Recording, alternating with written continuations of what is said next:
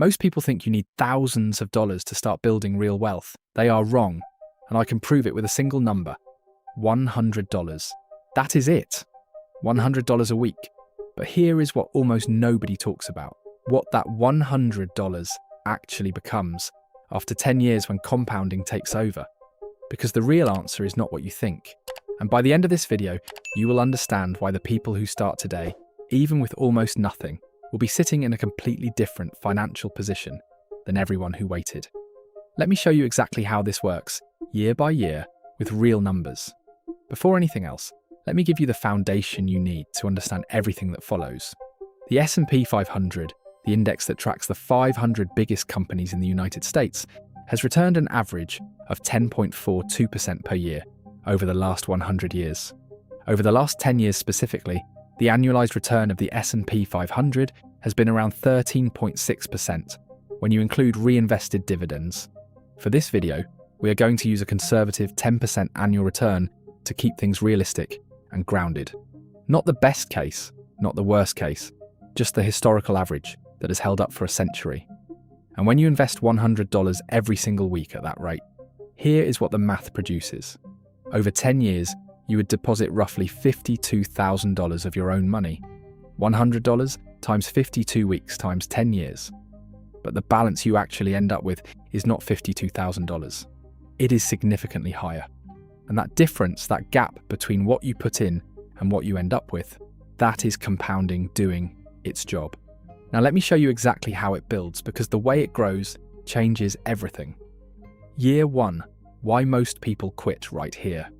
The first year is the hardest one, not because it is difficult to invest $100 every week, but because nothing dramatic happens. You put in $100, then $200, then $500, then you pass $1,000. By the end of year 1, you have deposited just over $5,200. Your account might be sitting at around $5,400 to $5,500, depending on when markets moved.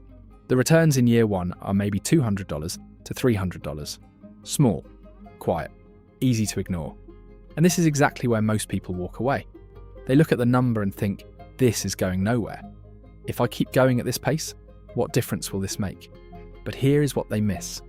Year 1 is not about the returns. Year 1 is about something far more valuable than a number on a screen. It is about the habit.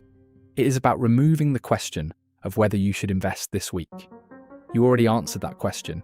The answer is always yes, every week, no matter what the market is doing, no matter what the news is saying. You invest. This is what investors call dollar cost averaging, and it is one of the most powerful and underrated tools in personal finance. When prices go up, your $100 buys fewer shares. When prices drop, your $100 buys more. Over time, this smooths out your average cost and removes the emotional trap of trying to time the market, which almost everyone who tries it gets wrong. By the end of year 1, you have also done something invisible.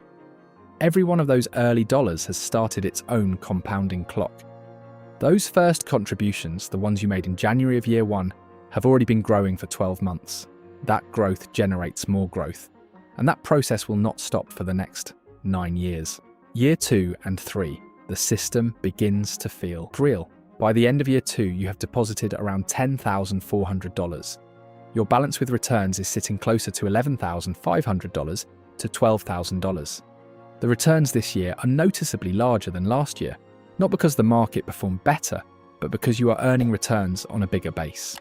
This is the core mechanic of compounding. Last year's returns become this year's principal. In year 3, something shifts. Your contributions are still the same. $100 every week. No change. But you start noticing that the account grows between deposits. On days you add nothing, the number still moves up, and this is the first real sign that something else is working alongside you. You now have roughly $16,000 to $17,000 in your account, against $15,600 deposited. The gap between what you put in and what you have is starting to open up. Most people, if they make it to year 3, stop second-guessing the process. They have seen enough. They know it is working. The question is no longer if. It is only how much. Years 4 and 5, the gap opens up. Here is where the math starts to get genuinely surprising. By the end of year 4, Your total deposits are around $20,800, but your account balance is approaching $25,000 or more.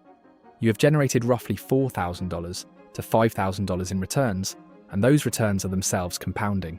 The amount your account grew in year 4 alone is larger than the total returns from years 1 and 2 combined. Year 5 is a milestone.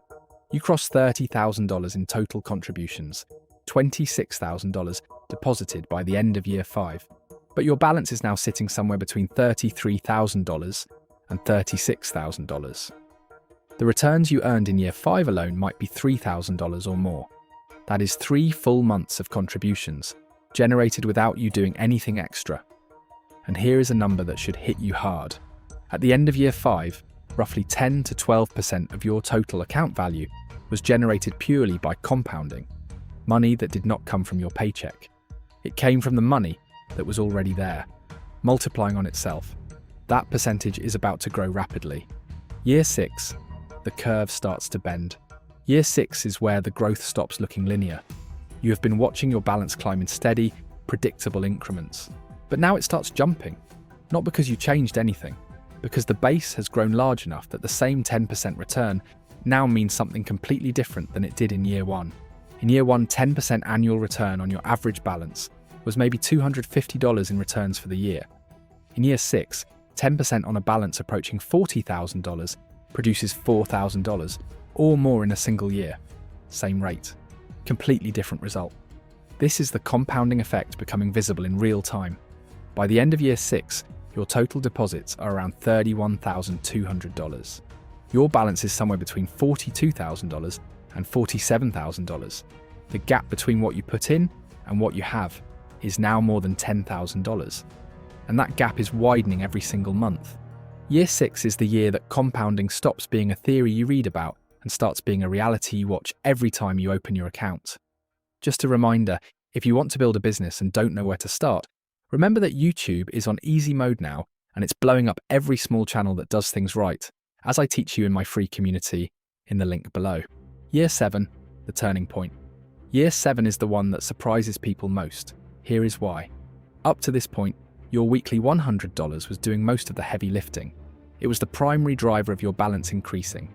But in year 7, something changes. The returns generated by your existing balance start to rival and then compete with your weekly contributions. Think about that. You have been investing $100 every week. That is $5,200 per year. But in year 7, your account, now worth somewhere between $50,000 and $60,000, is generating $5,000 to $6,000 in annual returns at a 10% rate. For the first time, the money is working almost as hard as you are, and the ratio is only going to keep shifting. By the end of year 7, your total deposits are around $36,400. Your balance is approaching $55,000 to $65,000. The returns you earned in year 7 alone could be larger than the total amount you deposited in your first year and a half of investing. The machine is running. Your job now is simply to keep feeding it. Year 8, returns start to lead. Year 8 is the first full year, where your investment returns are definitively outpacing your contributions. At a 10% return on a $60,000 plus balance, you are generating $6,000 or more in annual returns. You are contributing $5,200. The math has officially flipped. The compounding machine is now producing more than you are. Total deposits by the end of year 8, around $41,600. Your estimated account balance, somewhere between $70,000 and $80,000. The gap between what you put in and what you have is now pushing $30,000 or more. $30,000 that you never earned at a job. $30,000 that came from discipline and time. And here is a detail that most people overlook. Every return you earn in year 8 will itself generate returns in years 9 and 10. The reinvested growth is compounding on top of compounding. The structure is not linear anymore, it is exponential. An exponential growth in the final years of a compounding timeline does something that looks almost unreasonable on paper. Year 9, the surge. In year 9, everything accelerates. Your balance is now approaching $85,000 to $95,000. At 10% annual return, you are earning $8,500 to $9,500 in returns in a single year. That is almost 2 full years' worth of your weekly contributions, generated without you depositing a single extra dollar. The system is running at a scale that would have seemed completely out of reach back in year 1 when you were watching your balance go from $100 to $200. Your total personal deposits by the end of year 9, around $46,800. Your estimated balance, $85,000 to $95,000. The amount generated by compounding alone is now in the range of $38,000 to $48,000. That is close to matching everything you personally contributed. The original money you invested has essentially doubled itself through compounding alone, and there is still 1 full year to go. Year 10, the number that changes everything. This is it. Year 10. By the end of this year, assuming a consistent 10% annual return, your $100 per week investment will have grown to somewhere between $90,000 and $100,000. Some calculations using slightly higher historical averages, like the 13.6% return of the last decade, put the figure even higher, above $110,000. You deposited $52,000 of your own money across 10 years. The compounding on top of that produced roughly $40,000 to $60,000 in returns, depending on market conditions. That is money that required nothing from you except the discipline to not stop. It did not care whether you understood the stock market. It did not care whether you had a finance degree. It just needed time and consistency. Here is the number that should genuinely stop you in your tracks. In year 10 alone, your estimated returns are somewhere between $8,000 and $12,000. In 1 year, from one habit. That is more than what most people saved in their entire first 3 years of this journey. And the most important data point of all, according to an analysis from Hartford Funds, 85% of the S&P 500's cumulative total return comes from reinvested dividends and compounding, not from picking the right stocks, not from timing the market, from reinvesting and waiting. You now have a decade of proof behind that number. Here is what the numbers from this entire journey tell you when you step back and look at the full picture. In years 1 through 3, compounding contributed maybe 5 to 8% of your total account value. In years 4 through 6, that share grew to 20 to 30%. By year 10, compounding is responsible for nearly half of everything in your account, sometimes more. The longer you stay, the more the system works for you instead of the other way around. The people who quit in year 1 or 2 never saw this. They walked away from a machine they had already started building. And the painful truth is that the years they lost are the exact years that make year 10 possible. Without that early compounding, year 10 does not exist. You also have to understand what happens if you start later. If you wait just 3 years to start this same habit, just 3 years, your year 10 balance drops by roughly $15,000 to $20,000. Not because you invested less, because the early dollars that were compounding for the full 10 years are now only compounding for 7. Time is the only ingredient in compounding that you cannot buy back once it is gone. So what you need to do right now. The 10 years from today will pass no matter what you choose. That is not an option. What is an option is what you do during those 10 years.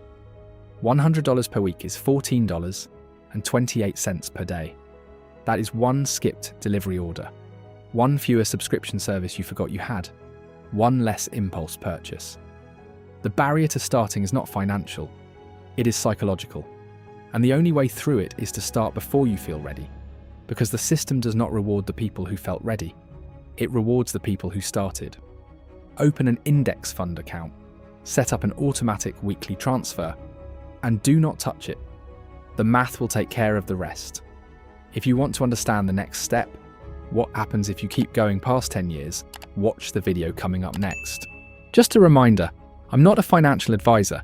This video is for educational purposes only, and any results depend on your own decisions and actions.